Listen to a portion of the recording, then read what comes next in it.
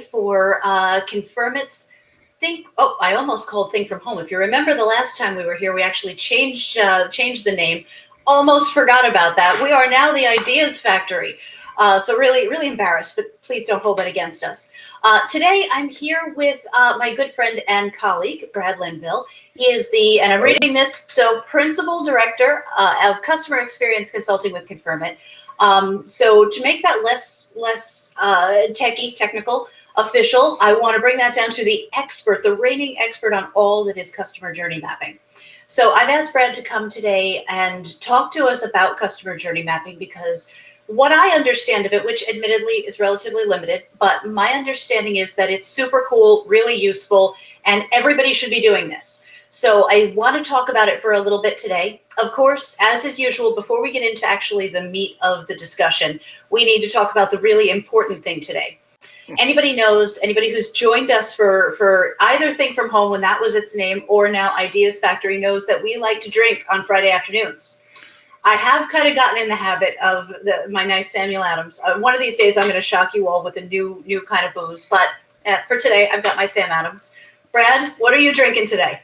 I am not drinking booze, but I've just got a coffee, and I'm a graduate of IU, so it's in an IU coffee mug. Very cool. Very, very nice. Coffee is completely acceptable. It doesn't have to be booze. It just has to be something enjoyable.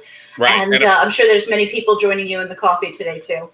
And needed on a Friday afternoon sometimes. Absolutely. A little extra kick to get you through the rest of the day. Right. I, however, am going to booze it up during the call, so... So, Brad, I thought maybe we could just start out. I kind of introduced you already. If you want to give some additional background, feel free. Okay. But then also, just start us out for those who are joining and may not be completely familiar with customer journey mapping and all that. What is customer journey mapping? What purpose does it serve? Why should we even be listening to this today? Okay. Well, so a little bit about me. I've been with Confirmit for 3.5 years, and in CX consulting, I work with our clients on how to architect, how to execute, and then how to, most importantly, utilize the feedback that comes from customers, employees, other stakeholders throughout their initiatives to bring those perspectives into their business strategies. And so one of those techniques, and one that I've been involved with for many, many years, is customer journey mapping. And journey mapping sometimes gets confused with process mapping, which is really more about internally, how are we going to make processes more efficient?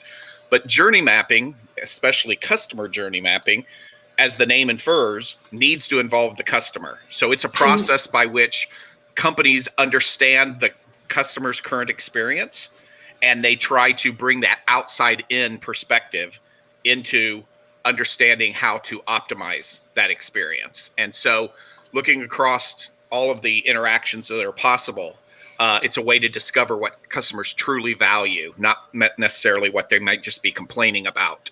And so we typically use a 4-step approach, and it reflects both of those key perspectives. Internally, it relies on experts to bring that inside-out perspective of how the company delivers on needs and enables and supports customers. But most critically, from the customer's point of view, externally, it talks about their goals, their emotions, their needs, and their expectations of their customer experience. Gotcha. Interesting. So if I understand correctly, a customer journey map kind of gives you an idea of where the customers are going, what their journey is to get to you and work with you and so on, and what's important to them. That's interesting. But I wonder then, so there's a lot of different customer types. There's, the ones who are more knowledgeable about your product or more, better with using it. And you've got people from different walks of life, different personas, different, competency levels, different everything. There's so many gazillions of customer situations. How many journey maps does a company need? Well, when you're talking about journeys, there's no hard and fast rule. And so while we mention journeys, I'm going to throw out a challenge for us, Holly. Let's see how many journey song references we can sprinkle into our conversation. So I love it. let's try to embrace this with open arms. But really, I don't stop believing that you can do that. That was kind of a stretch, but I tried. No, that was an easy one. But with all types of research, the goals and objectives really should dictate the number of maps that you have, the scope of each of those maps. And journey maps are not all one size fits all. They can be broad, kind of end to end over across the entire relationship, or they can be very narrow and deep on a particular persona or function or specific experience.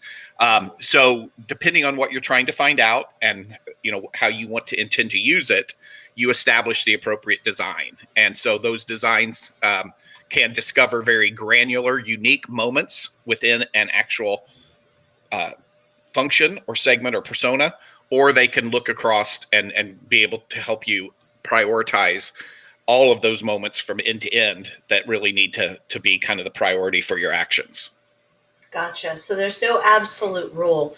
So I guess then the process, if you wanted a journey map, would be really to stop and think about it first. Think about what you're trying to accomplish and where you want to go with it. It makes sense. So does this work? Does journey mapping work for both B2B and B2C? Or does it better with one or the other? No, journey maps can be faithfully applied to either one. Did you get that one? Oh, there you go. I think you're better at this game than I am. They can be successfully executed or utilized with both B2B or B2C. There's examples all over the place if you Google journey mapping that show both of them. The key difference between the two is really that B2B relationships are much more comprehensive and complicated and layered than typically B2C experiences are. And so the maps then therefore have to involve much more complicated processes and complex relationships, often involving players in the supply chain like partners or agents or dealers or resellers or whatever your business model looks like. So Gotcha. Yes, applies to both, but applies differently depending, again, on the unique needs of the research and the objectives and what you're trying to accomplish. Gotcha. So it sounds like what you're saying is there are separate ways to do journey maps for B2B and B2C. Exactly. I have to confess, while you were talking, I pulled up a list of journey songs. I saw you doing that, but that's all right. I'll call it out. It's true. But I try. I try. Okay, but on a serious note, thank you for that. I'm laughing at myself, making myself tear up, which is going to be disastrous for my makeup. So I get the feeling, and I could be wrong, but I get the feeling that maybe, when you go to somebody, so, I've done projects in marketing where, we need a whole bunch of resources to pull them together and get feedback from them and information to be able to understand something like a persona or something like that, which is kind of more of a marketing-esque. No, I mean, I know it's not the same thing, but there's a certain similarity there, I'm sure, on how you get the journey information. You need to obviously collect a lot of research, a lot of data, have a lot of understanding, which is going to mean pulling a lot of people in, which means that I need to go to the boss and convince the boss that this is something worth doing, that there's a value, there's something going to come out.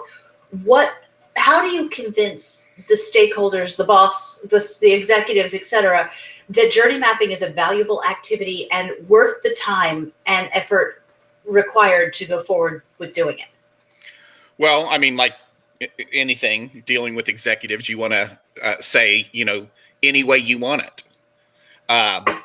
So then the benefits actually of journey mapping can be multifaceted, and I think that would be what you'd want to impress upon them. So as we've mentioned in some of our concepts, one of the primary values is determining what those key moments that matter to customers are and getting an initial assessment of the strengths, the pain points, the improvement areas. But then mapping also gets at how functions connect each other from the customer's point of view, upstream and downstream across the journey to drive action in targeted areas. So that's another key benefit. They also engage internal people and external customers in an experience that helps them to understand each other's points of view from the journey, and aids then in communication, training, education, awareness building, all of those kinds of benefits. And it really creates early buy-in to the customer experience and customer-driven change and focus within the customer or within the company. So those are all, I think, key benefits that you'd want to expound and sell to the decision makers to really say, this is what we can get out of it. And then from a KPI or a measurement perspective, you can include key indicators like measuring the creation of action initiatives, the engagement of people in customer-focused processes, or improvement in process metrics or survey metrics that are aligned with these moments that matter that are identified from the mapping. So there is a way to take an inherently qualitative approach like journey mapping and tie it to more quantitative metrics within a business health scorecard. Gotcha. So I guess that kind of answers my second question. And if I'm not understanding correctly, a girl can't help it. See, I got it. I got one. That's a little obscure one too. It was, but that's what you get off of Google. That answers, I think, or at least it leads to answering what I was going to ask next about proving the ROI. So there is a way to actually associate what you've done in the journey map with some sort of KPIs or outcome in the long run, which is obviously going to be hugely valuable. Yeah, like all research, you want it to be visible, you want it to be aware within the company. There's you don't do it just for the sake of doing it. You do it for what it can provide in the way of change and success return back to your company. Mm-hmm. Gotcha. So if I wanted to start a project now, and like I said, I mentioned a few minutes ago, it's not uncommon in marketing to do persona projects. And I know I've worked with you in the past. We did a customer journey map here at Confirmit. We did our own customer journey map, which I do see some similarities between a persona project, which marketing would do, and a customer journey map, just in the way it's conducted and carried out. There were certain similarities between the two. So I'm sorry if I keep comparing them, but I do see the comparison to a certain extent. It was a really cool process that you pulled me into. And there were a whole bunch of us, obviously. But I guess, I was there. I remember I had a blast. It really is, for the record, anybody who hasn't done a customer journey mapping, it's a lot of fun. I thought it was just a really good time because everybody kind of gets together and, you do sort of this brain dump, this mind dump of what we already know. We already knew a lot of stuff. We kind of do this mind dump, but then it has to be validated and such. But that exchange in the company it was so much fun. But I guess, Brad, then how do you pick who's there? Why was I there? Why did you pick the people you picked, and how do you know who to involve in the customer journey mapping process? Okay, so there are 5 kind of groups or types of people that you want to involve from start to finish in a journey mapping effort.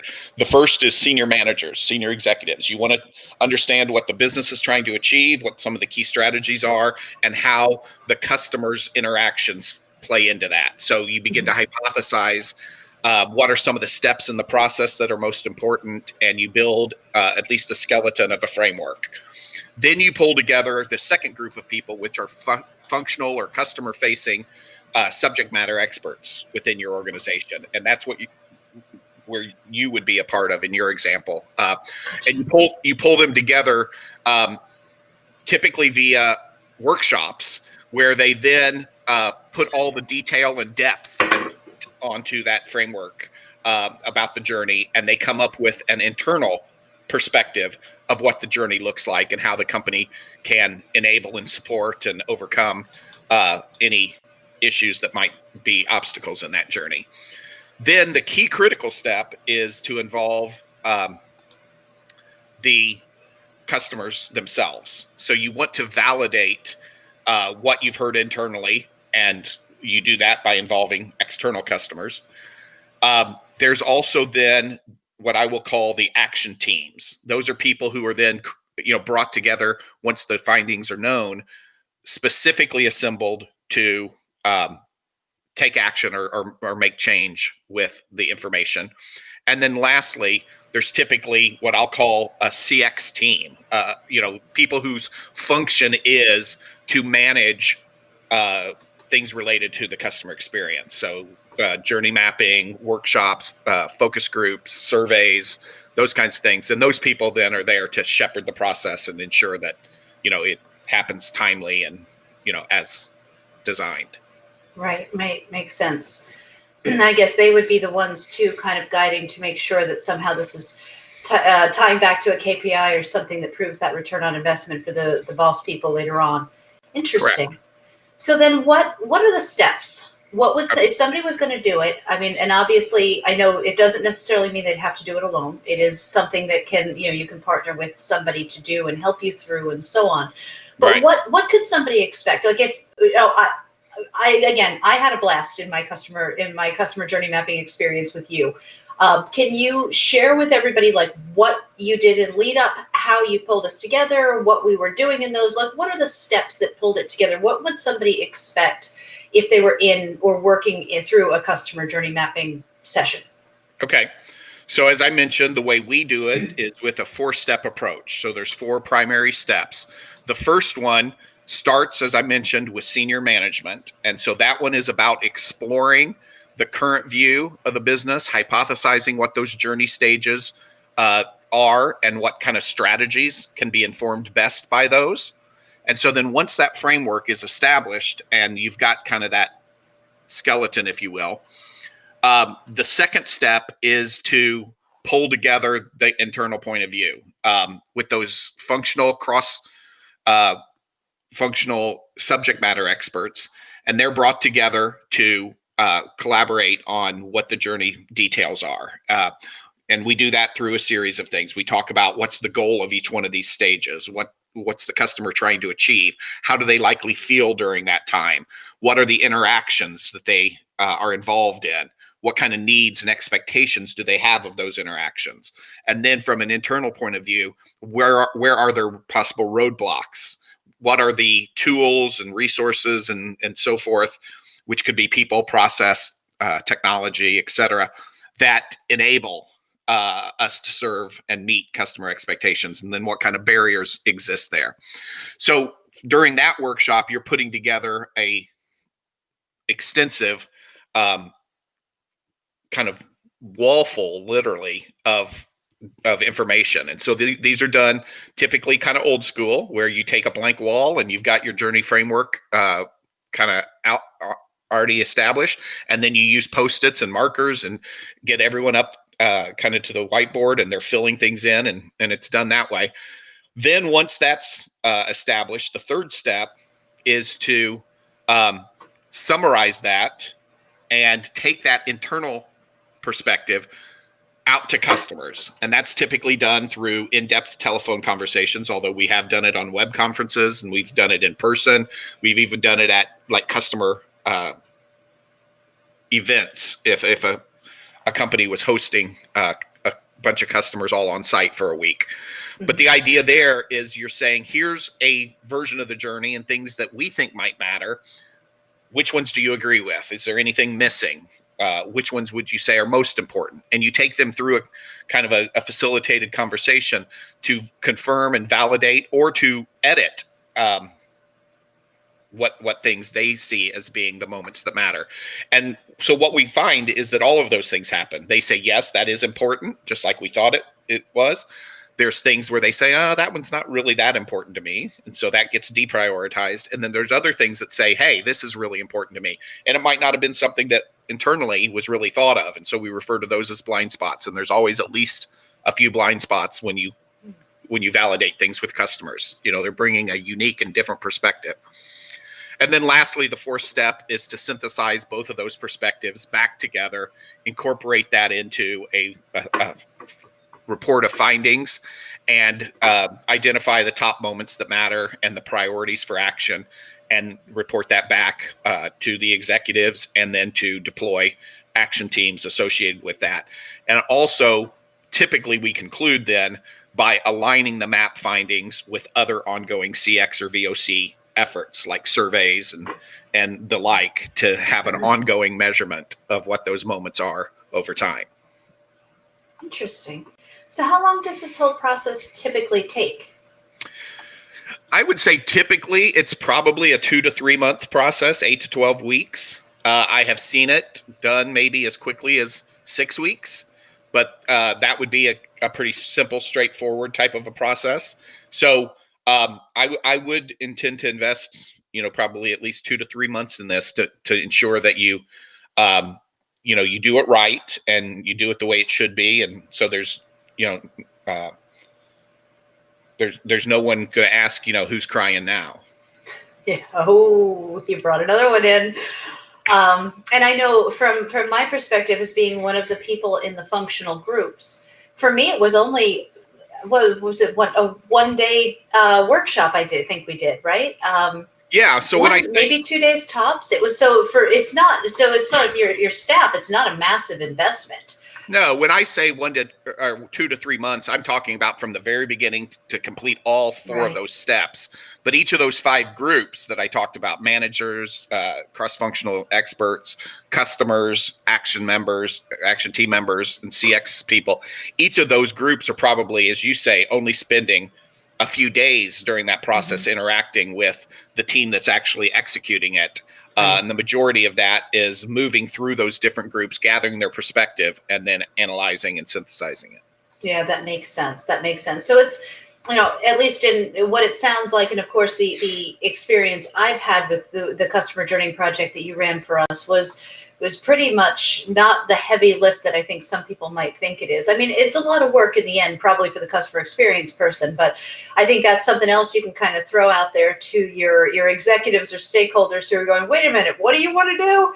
Is that there's a day involved or a couple of days or whatever the case is, but your entire team is not going to have to stop working altogether and get involved with this. So that's pretty cool. And it is, again, it's a fun process. It was so much fun going through the customer journey map. I know it's, just to give somebody people who are watching a sort of a vision from my perspective, not being the expert, but being one of those, functional areas who was able to contribute a little bit. It was one of those kind of sessions where you kind of all brainstorm together and everybody chats back and forth, and then you write your answers on little sticky notes and you put them in, up on the glass wall or onto the whiteboard, and then move everything around. I don't know if anybody else in the world gets as excited about those kind of sessions as I do, but I think those are the coolest sessions in the world. Yeah, I just love sticky pads. Little Post-it notes are the coolest things in sliced bread. So anything that involves Post-its wins. And they are intended to be interactive and fun, and to leverage the people's points of view and their unique perspectives. And that's the reason they were invited. So we're purposefully trying not to waste anyone's time, bring them into a session that they feel like they're not contributing meaningfully to. Nor do we want to create any kind of an experience that pulls people away from the jobs that they're supposed to do. These are cross-functional, customer-facing people. So we want to minimize the amount of time we ask of them, but we want to maximize the time we have with them to, get their perspective and fully be able to immerse them in that experience and get, their collective thought, gathered. I envision, and I know there's already some examples of this, where journey maps are going to, become remote, like everything. There'll be Zoom versions of journey maps. I don't know how pervasive that will be. That certainly in the past has not been kind of the typical way of doing it. But I envision and kind of foresee that happening in the future. So, but the intent would be still to bring people together to collectively get their input, to make it meaningful and a satisfying experience in itself, and to get their buy-in and their collective kind of creative collaboration on understanding the customer experience. Yeah. So once we've created a journey map, we followed all the steps you said, we've had the fun that I recommended. How do you know your journey map is actually right? What if the customers that you interviewed were just dumb, or they weren't representative of the larger audience? How do you know? How do you validate it? Well, like I mean, you could you could kind of pose that question to every type of research. But if you build it the right way, if you put the right design in place, if you're talking to the right customers and you're asking the right questions, all of which you should, by following a process like I've described, and doing it the correct way, and including both that internal perspective and validating it with that external perspective, then there's little risk that the input won't be right. Now, will it cover everything? Will it be exclusively comprehensive? No, but it will be enough that it will yield valuable information. It will give you things to focus on. It will allow you to take the customer feedback and use it to the company's advantage as a differentiator, as a process improver, as a relationship builder. That's the objective. So I don't think the intent is to make it bulletproof and button down, cover every single base, but to just make sure that it's right enough that it's valuable and it's actionable. And I think if you do it that right way and follow that kind of proven, disciplined approach, you can minimize any risk of that not being the case. Excellent. And I will tell you, in the meantime, we've had an anonymous LinkedIn user say, I love sticky notes too. I have them plastered all over the place, and electronic ones aren't nearly as much fun. I couldn't agree more. Electronic ones suck. Let's just call it what it is. Sticky notes, I have sticky notes everywhere. As a matter of fact, I have cool ones. I have colored sticky notes. Oh, yeah. I have arrow sticky notes, and I have some that I can't show on screen because they're they have curse words on them. I have one that says, all right, if you're familiar with the SH word, list, I can sort of show you. I can cover it. So I'm covering the bad word. But this is the list that people don't want to go on, if that makes sense. Yeah. And it says, you're on my what list. And lists an opportunity for you to list the reason this person has ended up on that negative list. So I've got tons. I love sticky notes. And you can't do that digitally. It is a very paper thing. I agree with you 100%, anonymous person. And there's all different sizes too. So you're going to find something for you. Absolutely. But I have, to that I point, have big ones too. Oh, sure. Yeah, exactly. That's the kind we use on the walls. I love big Post-its. So there's two camps. Obviously, there's people who love technology and everything about it. There's people who like, tactile experiences and touching and interacting with real materials. I think in my experience, and I've been doing this for, a decade or more, there is something to be said about the experience of getting people together, creating things on notes, putting them up, moving them around, and ultimately consenting on this is what the journey should look like. This is what we think is our perspective of that. It establishes buy-in. It's co-collaborative. It's it's all of those things. And so people may kind of scoff at it and think, okay, that's kind of old-fashioned. You're still doing it that way. And there are other ways to do it, for sure. But it is a great way to get people involved and to really get a lot of meaningful output. I agree, and I think anybody who would scoff at it would be somebody foolish you should probably be nervous about. And I say it and I mean it, actually, because as an employee now, you're obviously the expert in journey mapping, so you have a very different perspective than I do. As the employee, this is something very tangible that I can touch and be involved with. There's something to that. And talking about journey mapping, not just Post-its. I do, again, love Post-its. Regardless, 3M is probably going to retweet this. I'm like, oh, this is gold. But there's, it's nice to be, as an employee, it's nice to be involved in that process too. It was, being pulled into the journey mapping process was, in and of itself, a nod from my company, from you, from the other people. This is, you have valuable input that we want. Every employee loves to share that. Loves to be part of that process of sharing their knowledge and experience and giving it back to the company because they want to be recognized as an expert of some sort.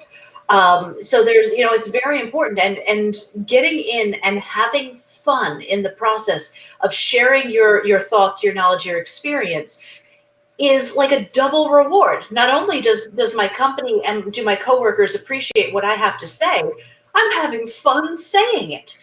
And Right. as silly as it sounds, it was a process. Everybody put their sticky notes up, then we had to move them around to put them under the right categories, and it is fun.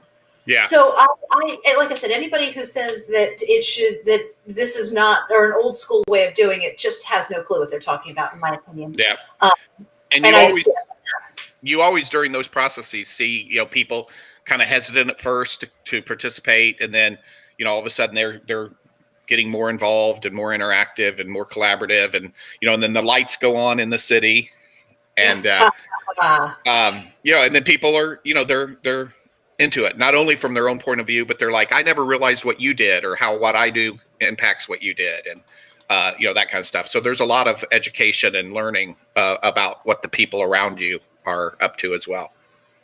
Gotcha. So I was just looking, I was thinking, why can't this go on forever? But unfortunately, I got another one. It might be obscure, but it was a Journey song. So my question is, why can't this go on forever? But we have gotten to just about a half an hour. So let's close out with one last question. Okay. Once I have a journey map, or I being the representative for all the people who are considering doing it, how often should I go back to it and revise it, revisit, etc.? Well, because you are making a bit of an investment in the 2 to 3 month process, and because you are identifying the point of view from both the internal and the external perspective, you probably don't have to repeat it as often as you might repeat other types of research. My experience has been that journey maps kind of stay fresh for a couple years, maybe 2 to 3 years even, in terms of what are the key moments that really matter. Is this something we do well or not? Now, after that amount of time, things do begin to shift. Maybe the key moments are still the same, but the performance has changed, or maybe performance has changed in such a way that some of those key moments don't matter as much. They become kind of table stakes. So I would recommend that you look at it, about every 2 to 3 years. But it's certainly not something you have to refresh, every year. Fantastic. Well, Brad, this has been wonderful. Thank you so much for giving me a little bit of time today. And to everybody who is watching us, thank you. Yeah. I'd like to most definitely wish you, Brad, and everybody else a wonderful Thanksgiving. Coming up soon, where at least the Americans watching, you get to stuff yourself full of turkey. Please don't anybody explode. It would be a terrible thing. We'd have to put you back together. It would be a mess. Yeah. But I was hoping that I could fit in Love and Touch and Squeeze in, but I wasn't able to. So virtual hugs. Happy holidays. Thank you so much. Happy holidays to everybody. Enjoy your Thanksgiving if you're American. If not, and you're from another country, well, enjoy Thanksgiving on us anyway. You can enjoy it from afar. Get a turkey, have a Sunday roast, whatever your thing is. But have a lovely coming week, and we'll see you in 2 weeks' time for the next Ideas Factory. And definitely looking forward to it. And if you enjoyed this, whatever platform you're watching from right now, I know we're on LinkedIn and Twitter and YouTube and Facebook. Like, subscribe, follow, whatever the platform does, you know the drill. Probably better than I do, because I'm old and I don't know these things anymore. But regardless, have a wonderful coming week. And Brad, thank you again for joining us today. My pleasure. Thank you, Holly. Bye. Bye-bye.